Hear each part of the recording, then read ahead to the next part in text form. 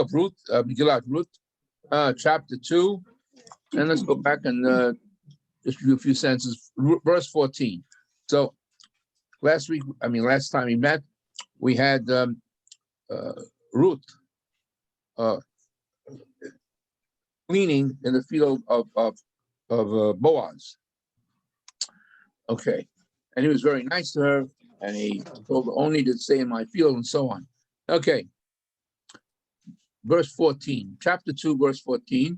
Now Boaz said to her, time of eating, it might have been towards the must have been lunchtime, maybe a little later than that.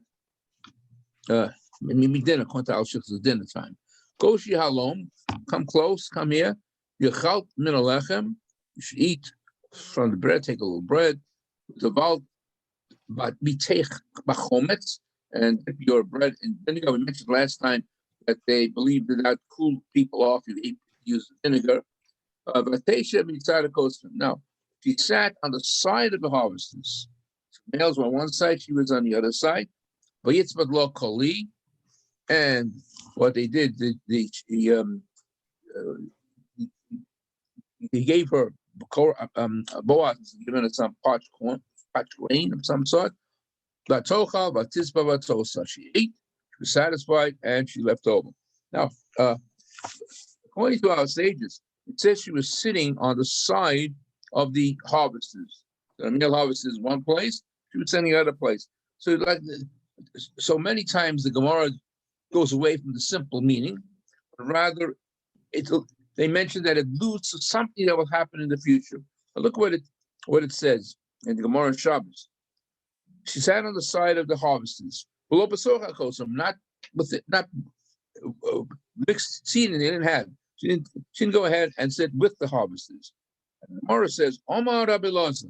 Rabbi Lazar says, Romas Remes Law. He wanted to hint to her, Shasida Malchus Beis David, that eventually the kingdom of David would be split into two. Now again, that is not the simple reading of the verse, but many times our sages do that. They go away from the simple meaning and read into it. Something will happen in the future. In fact, if you remember, after David died, Melech died, and Shlomo took over. So under Shlomo's reign, the country was very prosperous.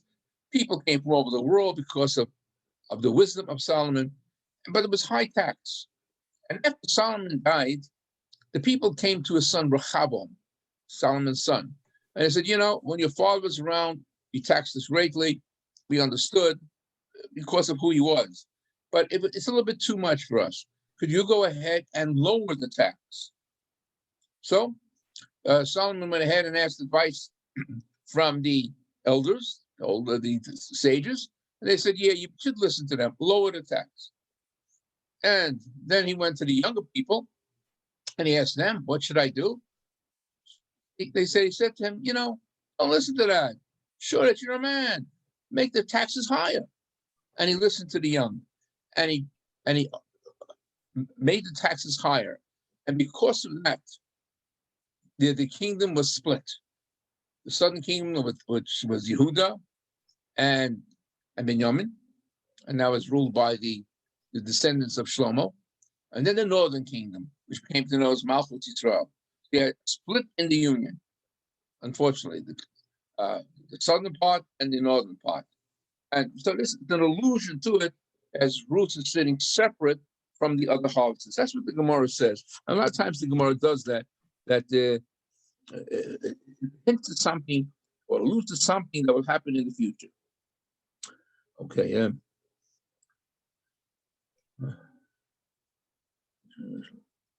Now, if you notice those last three words, we know that from the benching, Yechalta v'savot, you should eat and be satisfied. And here it says, and she ate and she was satisfied, got tosar, and she even left over. Okay, so the Gemara says the following.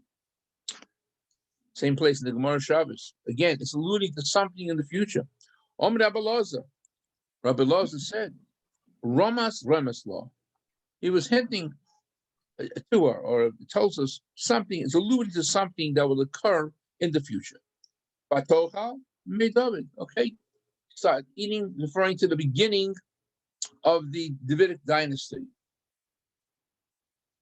Batisba Bimei Shlomo, and reaches peak. It get greater and greater till it reaches peak in the time of Shlomo. It was total satisfaction. Everybody was prosperous throughout the country.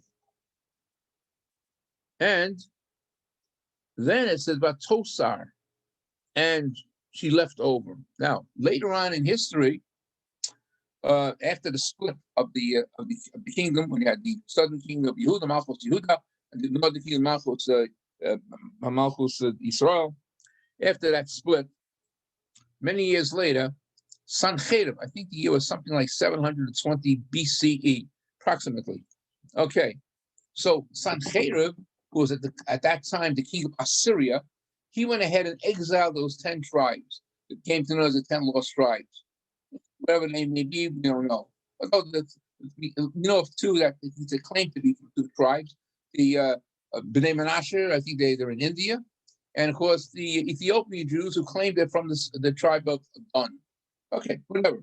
But anyway, we lost 10 tribes, and so again, Atocha was referring to the days of David that just started. But Tisba, satisfied, refers to the day of Shlomo and reached its peak, and then it went down the kingdom because people went astray and they worshipped idols and so on. You have to learn the book of Kings, and then Batosa, there was something left over. In the days of Chizkiah, that was a time when after Sancherib went ahead and exiled the 10 tribes, his focus was on destroying Jerusalem. And in fact, he went ahead and pointed his finger to Jerusalem and said, "You're next. You're going to be destroyed." Chizkiah was the king at that time of the kingdom of Yehuda. And he prayed to God to help him. And a miraculous thing happened. I think it was the night of the night of Pesach. He's mentioned the Haggadah, one of those songs at the end of the Haggadah. Okay? An angel came about and actually killed all these soldiers of the Assyrian army. And the only ones that was left was Sancherib and I think a few other people. When Sancherib woke up in the morning, all he had was he and a few officers, and he had to go back to Assyria. So that's what Tosa left over. Sancherib had to leave. In fact, he lost all his army there, and yet the small tribe of Judah and Benjamin were able to survive for a period of time until the Babylonians came around and destroyed the first Holy Temple. So that's what, according to the Midrash, what it's alluding to. Batocha, starting to eat, time of David. Batisba, satisfaction, time of Shlomo. And Batosa, something still left over, referring to the time of Sancherib, who exiled all the other 10 tribes, and due to the righteousness of Hitzkiyahu and his prayer, they were saved. Okay, next verse 15. After she finished gleaning, she got up from gleaning. Vayetzav Boaz esnorov limor, and Boaz commanded his men, saying, Gam ben Amorim tilaket losach limuha. Also, you should permit her to glean from the sheaves. Remember, there was a special mitzvah, the Torah, that small sheaves that were left in the field could go to the poor. So he was telling his young men, just leave it there, and I want her to have it. And don't in any way embarrass her. Okay. We see a lot of what's called matanos and avyonim, the presents for the poor. Heya, corner of the field, is left for the poor. At the time of harvesting, if the farmer or the harvester would drop 2 sheaves, that could be for the poor. More than that, he could take it. So this is it seems like Ruth was able to do these things. Now, and he says, "V'gam show to shololo min." He tells his men, "I want you to deliberately leave some of the small bundles for her. I want you to do that. Velikta, let her collect it, let her gather it. Do not at all uh, scold her or rebuke her for that, because she's allowed to do it. Okay. Verse 17. She was she busy the whole day, from morning till evening. She was busy gleaning in the field till the evening. Now, she would then beat out what she had gleaned. Now I found out what that meant. What does it mean? And she beat out what she had gleaned. But all it means is that she separated the stalks from the top part of the what do you call it, the sack that held all the barley grains or the wheat grains. So it'll make it easier for her to bring it home. We cut off the stalks. So that's what it means. She went ahead, she cut off the stalks. And by he a force orim, and what was left of the barley, now, or whatever the barley, it was the amount of an ephah, a biblical amount. But I saw one of the commentators, it was enough in that amount that was able to sustain Naomi and Ruth for 5 days. So it was a considerable amount of the barley at that time. Okay. Okay. Then, let's see what it says. Okay. Now, Fati saw, and she carried it. She took her all what she had collected. But here she came to the city, see a Beis Lechem, where her mother-in-law was residing. But Terah Chamosa Esha, when her mother-in-law saw all what she had gleaned, it was a substantial amount. Like I mentioned, it could be enough to feed them for 5 days. But and Ruth went ahead and gave her everything after she took something for herself to eat. So it was a substantial amount. And her mother-in-law, the next verse will say, was really shocked. How did you get so much? Enough to sustain us for another 5 days. And that's what it means in verse 18.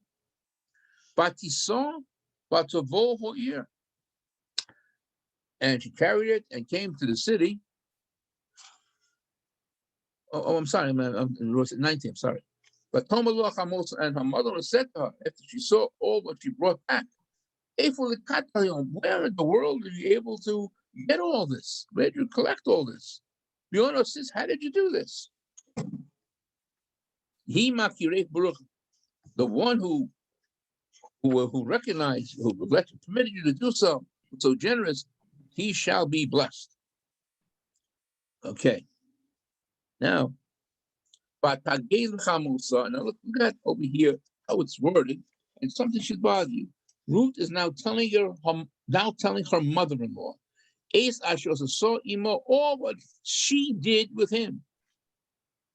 But Tomer, and she said, Shem Ish Asher Sisi Imo, the name of the man that I did so much with, Hayom today, Boaz. Now what's wrong with that verse? It says the name of the person that I did so much for is Boaz. What should it say? Who did the favor to whom? Boaz did the favor for her. She didn't do the favor for him. Correct. So it should say the name of the man who did the favor to me is Boaz. She said the name of the man who I did for him is Boaz. So very interesting what our sages say. What the sages say about it. What you have an answer for that? She what? Okay, it says in the Medrash, Asher Asa Imi Lo Ne'aman. It doesn't say, oh, what he did for me. It doesn't say that in the verse. El Asher CCMO, it says what I did for him. So the Gemara, the Medrash says, Melami, this teaches a basic principle. More than the Balabayas does to the poor person, the beneficiary does to the person, the owner of the field does to for the poor person. Also, only Balabayas. It only does more for the Balabayas. Does the more for the giver. In other words, it's very interesting what he's trying to teach us here. We kind of think of of that the one who gives tzedakah for somebody, that the one who's the giving the tzedakah to that poor person is better, and the recipient is only is second is on a lower level. But the British, or what the verse over here is trying to say, just the opposite. The idea of a person who's a needy person, needs something, he is doing more for the person who's giving, because by him coming over, he's creating a wonderful mitzvah for the owner to perform. So in a way, what Bruce is saying, at least the way the verse is recorded over here, is this: you shouldn't look at it as if when you and I would give charity, we are doing the best thing, and the recipient, well, he's secondary. According to what Bruce is saying, not necessarily, just the reverse. Since you have if somebody's placing a mitzvah in front of you that you're able to now to perform a mitzvah, that person in a way is doing more than the giver. That's an interesting point. What the message is trying to say, or what the person implies. Okay, verse 20. When Naomi heard that the name of the person was Boaz, until that point, Ruth had no idea who this fellow Boaz was. All she knew, it was his name. So now Naomi is going to reveal to who this person is. And Naomi said to her daughter-in-law, Baruch Hu Hashem, he shall be blessed by God. He didn't go ahead and remove, he didn't stop giving chesed, kindness, to those who are alive or to those who died. And what does he mean by that? That now, when he gave you so much food, he has helped us, you, Ruth, and myself, Naomi. But also it appears from him when it says also the ones who died, it seems like also Boaz was very active in seeing to it that if somebody passed away and they didn't have money to buy shrouds, they didn't have enough money to go ahead and pay for the burial, he would take care of it. So it was live people who have left this world. Boaz was actively involved in performing these mitzvahs. And now it seems, I mentioned last time when we met that originally Boaz and Naomi, well, they didn't right away meet one another and embrace one another. But now, the way things happen, the way things are unfolding, Naomi realizes that Boaz is certainly a righteous person, involved in mitzvahs, whether it involves those who are alive or those who are passed on. Now, Tomala Naomi, and Naomi then told her, Korov Lonu, I want you to know, not only do I know he's Boaz, but this Boaz is a relative of ours. Migo Alenuhu. And what does Golenu mean? Golenu, he is a redeemer, a redeeming kinsman. What does that mean? Redeemer? He could be a redeemer. What does she mean by that? Well, we learned. You know what? Yeah. Go ahead. Well, Ruth couldn't marry anybody. Right. She had to marry him. Unless he freed her. What do you mean by freeing her? Chalitza. No, she didn't need it. The thing was like this. Ruth married Machlon, one of the sons of Naomi. So a close relative, if her husband had a brother who was alive, he would be able to do it. The brother could go ahead and marry Ruth. There's no brothers here, so the nearest of kin would have the opportunity to do so. Now Naomi was now looking for a good life for Ruth. She was saying, there's one, like we see later, there's one before him. The name was Tov. He was really a closer relative, so really he would be the one to have this levirate marriage or something we call it. But if he refuses, Boaz would be second in line. Okay, and Boaz will tell her that later on.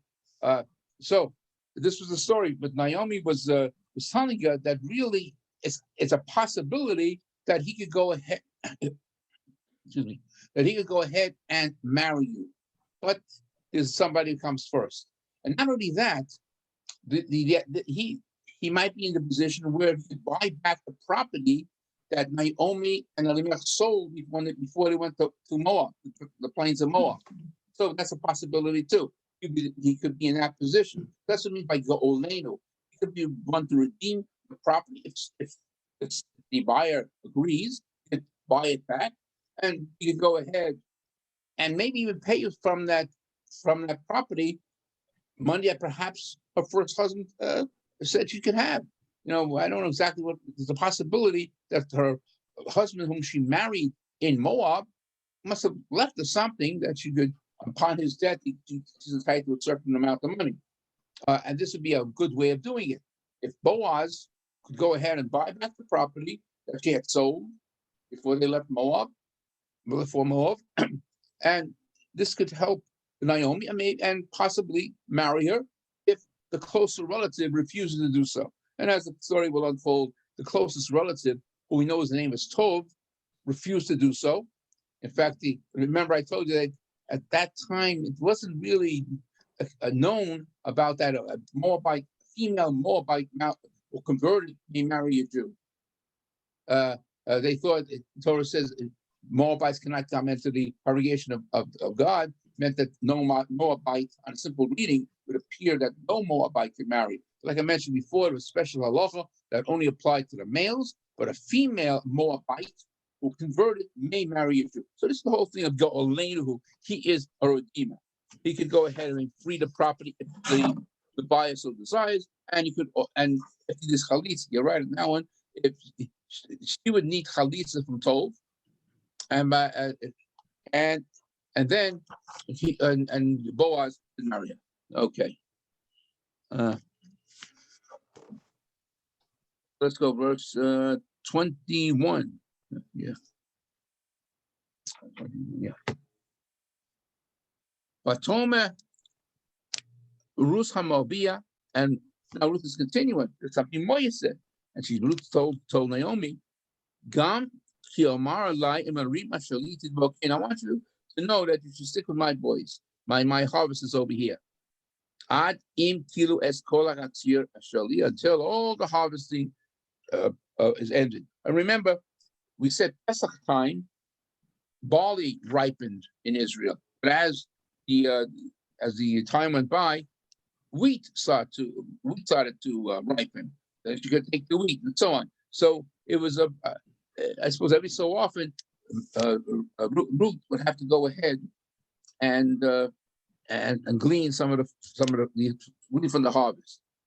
Okay, so Ruth told her, he told me that I could do it until all the harvesting period ends.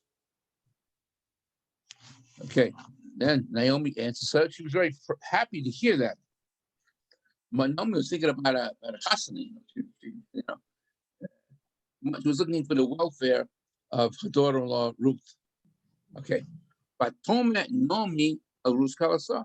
Now Naomi says to Ruth, her daughter-in-law, Tovti Vita, my daughter, very good. Notice again, she was very close. Although she was a daughter-in-law, we mentioned that before. It says in an earlier chapter, he called her my daughter. She really loved her daughter-in-law. And she saw that she really was a very, well, maybe now she converted, and she was really a very sincere in her conversion, very observant and so on. My daughter, she says, she saitsi imnarosov. Yes, you should go with the girls over here in Boaz's field.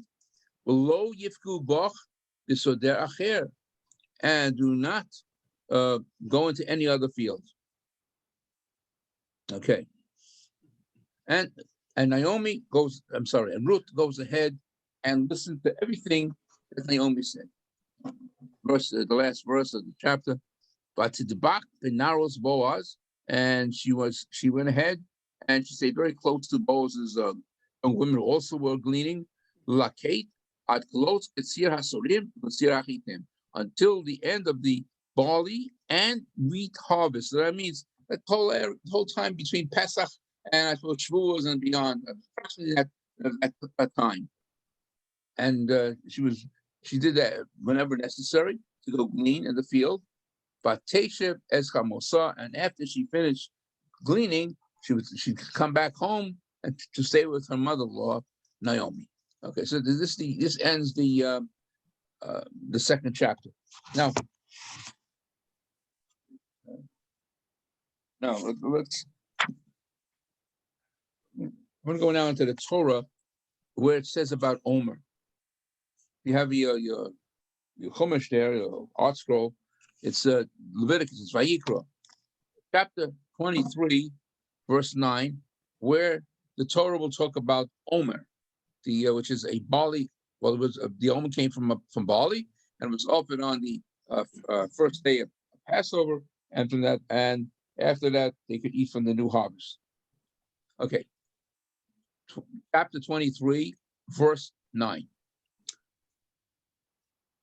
Vayedaber Hashem and Moshe lemor, and Hashem said to Moshe, tell the people the following: Daber el bnei Yisrael yomatu aleim, speak to the children of Israel and say to them, when you will come into the land that I'm going to give to you, you should harvest it. Like I said, it was the barley harvest. The first thing you should do is to bring an omer, a certain measurement of the barley from your harvest to the Kohen. Okay, now.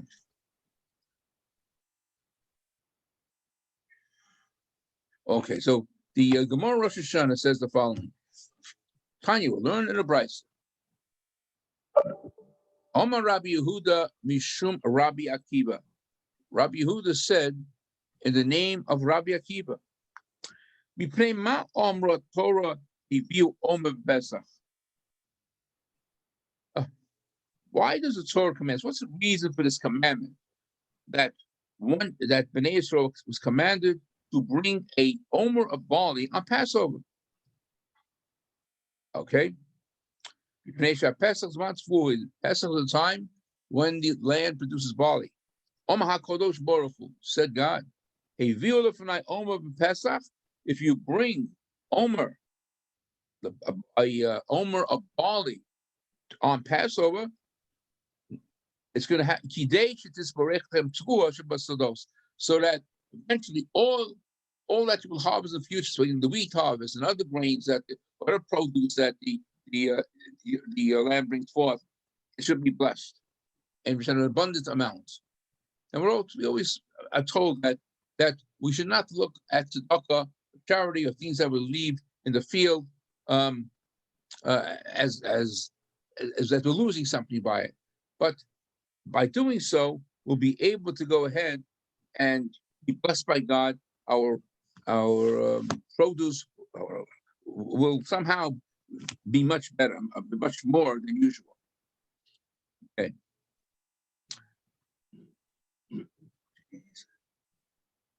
Here's another interesting thing. It says you should go ahead and harvest the harvest. In this case, it was the barley.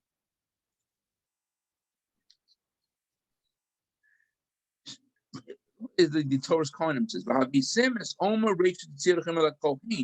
should bring an omer, the measurement of an omer, from your harvest to the Kohen. Now look what it says. Malamed she'ein mitzvahs ketzira b'Kohen. This is talking Bnei Israel. It says the Kohen himself never did the harvesting. The Kohen received a certain omer, a certain measurement of the harvest, and he did the offering. But he did not do the harvesting. Bnei Israel, the non-Kohanim, would have wanted to harvest it, and they brought it to the Beit HaMikdash, and the Kohen did the service. It would imply, I would think that's what the Torah's Kohanim must mean, that even if the Kohen himself owns some property, he himself should not do the harvesting. That's what it seems to imply. Okay. Okay, let me see what it says. Oh, another important thing, it says, when you come to the land, into the land of Israel. And look what the Gemara says in Menachos. Omer eno bo ela min ha'oretz. When it comes to the Omer, the measurement of barley, it must come from Eretz Yisrael. Let's, for example, assume that, especially it was possible during Roman times, where the Romans were very cruel and they knew we needed the barley for certain mitzvahs. They burnt down. He said to burn down a lot of barley fields. So sometimes it was difficult to find a barley field in Israel. So one could think, well, maybe I could import some barley from another country and offer it that way. No. So the Gemara says no. It must come from the land of Israel. Shnema, the pasuk says, when you come into the land of Israel, and you must do the harvest of Israel, of Israel's harvest. So in this particular case, you're not permitted to go ahead and import some barley from another country and offer it on the Beit HaMikdash. In fact, the mission does bring down in Menachos a case where they couldn't find any barley fields close to the Holy Temple. They could not buy it from another country, as we just said. So they had to go searching for some barley field within the boundaries of Israel. And they found some barley fields far away within the boundaries of Israel. They were able to get enough barley to bring it to the Beit HaMikdash. Because I mentioned before, the Romans were cruel that way. They knew that we need barley for the mitzvah, so they would burn down the barley fields. So some of them they were able to leave, or they left, or they overlooked. So we were able to perform that mitzvah. Yeah, that was a common practice. And also when it came to etrogim, Sukkah brings that down too, that there's a shortage of etrogim, because again, the Romans used to destroy the etrogim trees. So they had to search to find the etrogim. Yeah, so this is unfortunately the cruelty of the Romans that causes difficulty in performing those mitzvot. Okay, back to the Omer. So the barley must come from Eretz Yisrael, and it's brought to the Holy Temple, and a service is done with it. Like a barley cake of some sort. Okay,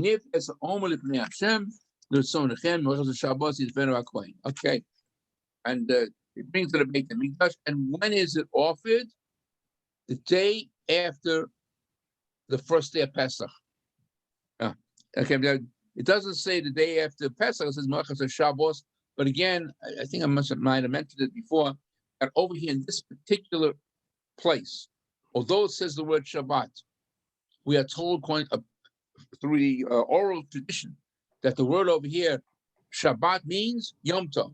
So it means they used to harvest it, and they used to, and the day after Yom Tov, actually offered it on in the Beit HaMikdash.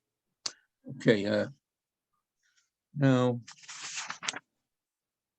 and we know during this time, from the time of the harvesting of the barley, harvesting the Omer, we have a Sfirah called Sfirat Omer, counting from the day we offer the barley offering. That's what the Omer really means, the amount of barley. And in verse 15, the Torah says the following: Usfartem lachenu acharas Shabbos, and you should count on the day after. Well, it says Shabbat, but we know it means the day after Pesach. Like I know when you say the night, the second night of this, or your second Seder, that's when you're going to start counting the Omer, the day after Pesach. But in Eretz Yisrael, it's really the day after Pesach, because the second day by them it's Chol HaMoed. Here it's still Yom Tov. So anyway, so you're starting the day after Yom Tov. Now this word HaShabbat, there was a very very big dispute between the Prushim.